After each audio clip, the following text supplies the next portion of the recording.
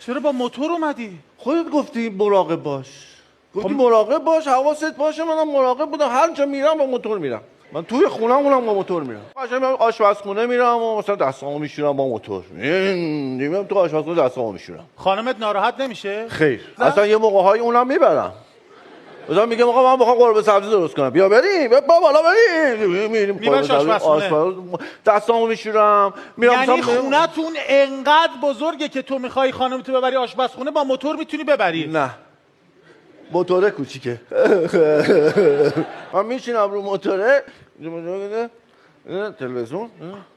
یعنی خونتون انقدر کوچیکه که تو بشینی رو موتور دستاتو میکنه تو دستشویی دستتو میشوری؟ بله. اصلا یه موقع‌هایی با موتور میرم رو تخت خواب اینجوری میخوام. با موتور میرم بخوام. با موتور میرم دستشویی توالت.